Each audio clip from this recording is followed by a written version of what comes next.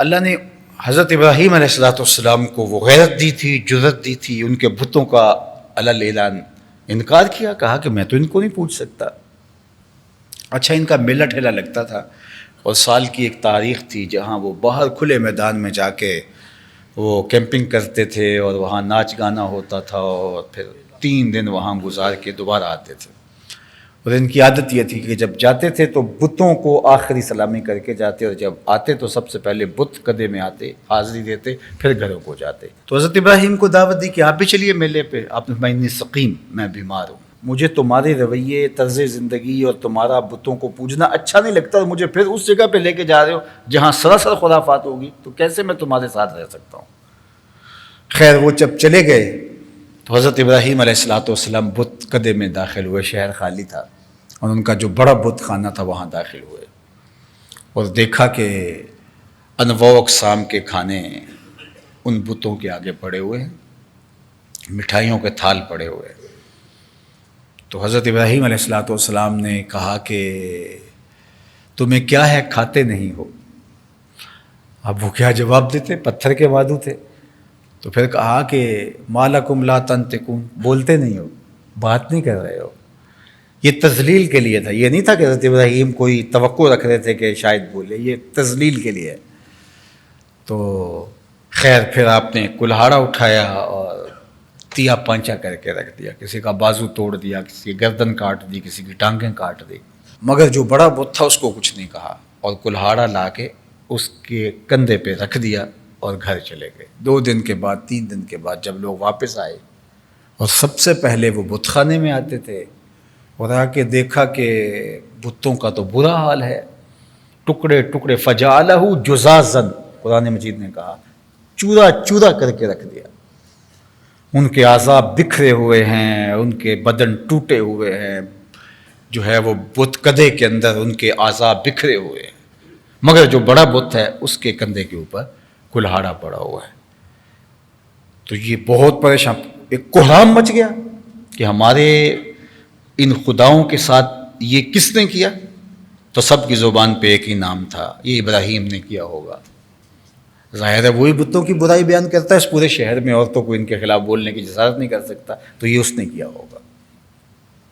آیان سلطنت بھی جمع ہو گئے، نمرود بھی کرسی بچھا کے بیٹھ گیا تاکہ جو ہے وہ اس معاملے کو دیکھے۔ لوگوں نے کہا کہ ایک جوان ہے یقال لہ ابراہیم، جس کو ابراہیم کہا جاتا ہے، ہمارے بتوں کے بارے میں اس طرح کے جذبات اسی کے ہیں، تو یہ اس نے کیا ہوگا۔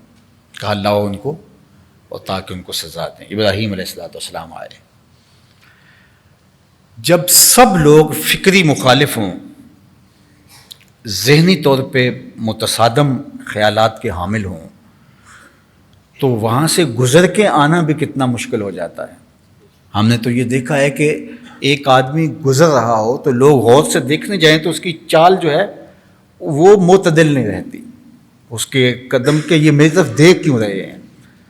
اور پھر بادشاہ وقت بیٹھا ہے، آیان سلطنت ہے، اور فوجی سربراہ ہیں، سردار ہیں قبائل کے، ان کے پروہت، ان کے بڑے بڑے جو ہے وہ بتوں کے معبدوں کے اور بتوں کے جو ہے وہ بڑے لوگ سارے کرسیاں بچھائے بیٹھے۔ ابراہیم علیہ السلام کو بلایا گیا اور کہا کہ اے ابراہیم، ہمارے ان خداؤں کے ساتھ یہ سلوک تم نے کیا ہے؟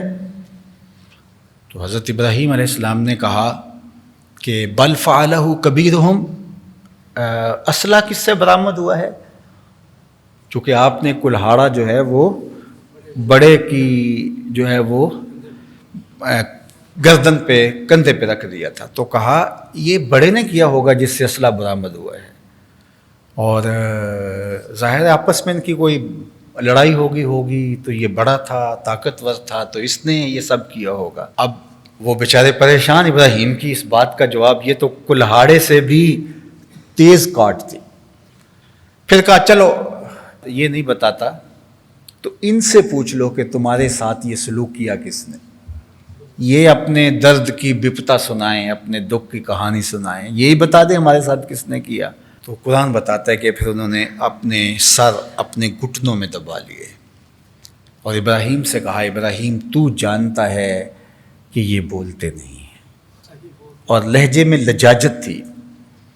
سر ندامت سے جھکے ہوئے تھے کہ جن کو ہم خدا کے علاوہ پوچھتے تھے ہماری مدد کیا کریں گے، اپنے درد کی داستان بھی نہیں سنا سکتے.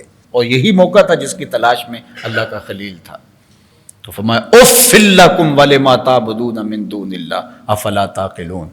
افسوس ہے تمہارے اوپر اور افسوس ہے ان پر جن کو تم خدا کے علاوہ پوچھتے ہو، جو اپنے درد کی کہانی بھی بیان نہ کر سکے، اپنی بپتا بھی نہ سنا سکے، ان کو تم اللہ کے علاوہ پوچھتے ہو. اللہ اکبر. اب ان کی گردنیں جھکی ہیں اور وہ جواب دینے کے قابل ہیں. ابراہیم علیہ السلام کی آنکھوں میں آنکھیں ڈالنے کی ہمت بھی نہیں ہے. اور جب دلائل کی بولی ختم ہو جائے تو پھر یہی ہوتا ہے کہ پکڑ لو اور جلا دو. قال حرقوہ وانصروا آلہتکم ان کنتم فاعلین. اگر تم کچھ کرنا چاہتے ہو تو پھر اس کو جلا دو. ابراہیم علیہ السلام ایک تنہا وجود تھے. ایک تلوار کی کاٹ سے بھی ان کو کاٹا جا سکتا تھا، پھانسی دیا جا سکتا تھا، جلانا بھی ہے تو 2 لمحوں میں. لیکن کہا کہ عبرت کا نشان بنانا ہے، اس لیے کوئی ایسے نہیں ہے کہ ایسے ہی بند کمرے میں جلا دیں. ایک بہت بڑی چکا تیار کی گئی اور اس میں لوگ ایندھن ڈالتے تھے اور منتیں مانتے تھے کہ میرا یہ کام ہو جائے تو میں اس میں اتنا ایندھن ڈالوں گا. اور وہ پہاڑ کی طرح ایندھن جمع ہو گیا.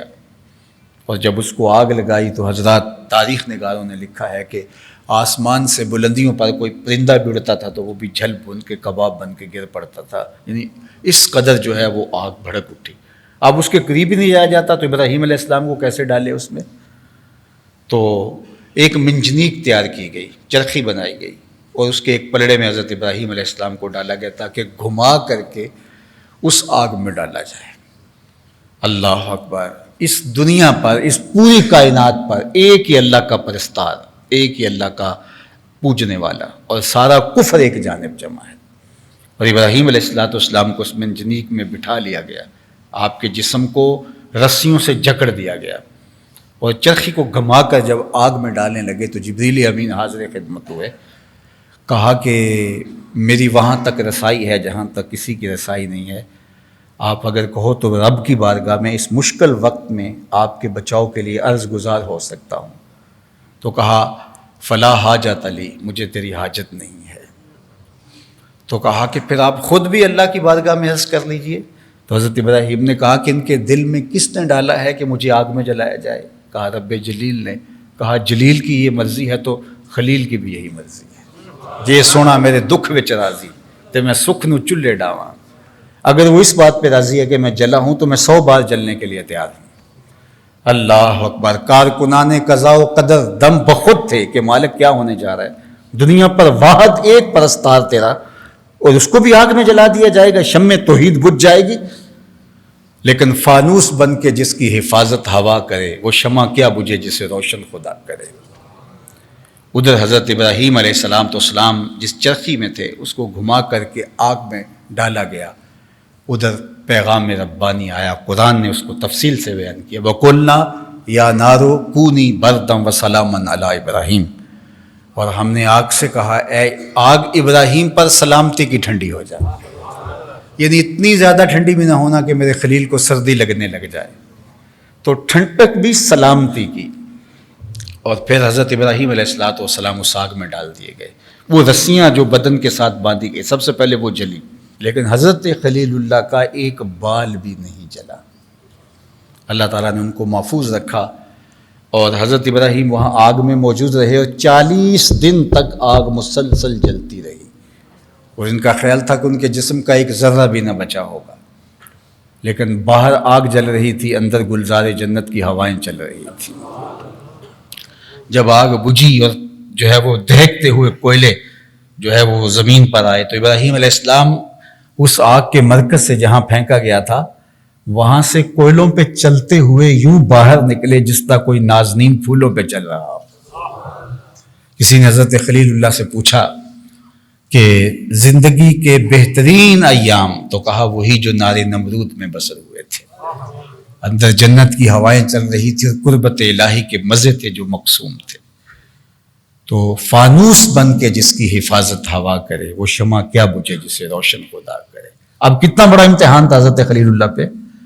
تو کہا کہ ہم نے حضرت ابراہیم علیہ السلام کو آزمایا، پرکھا، امتحان لیا، فَأَتَمَّهُنْ، تو وہ اس امتحان میں پورے نکلے، اس امتحان میں سرخر ہوئے، کامیاب اور بامراد ہوئے۔ یہ نہیں ہے کہ 33% نمبر لے کے امتحان پاس کیے، بلکہ ہر امتحان کے اندر انہوں نے 100% نمبر لیے، اور جو امتحان لینے والا تھا وہ خود کہہ رہا ہے فَأَتَمَّهُنْ، جب ہم نے امتحان لیا تو یہ ہر امتحان میں سرخرو ہو کے نکلے۔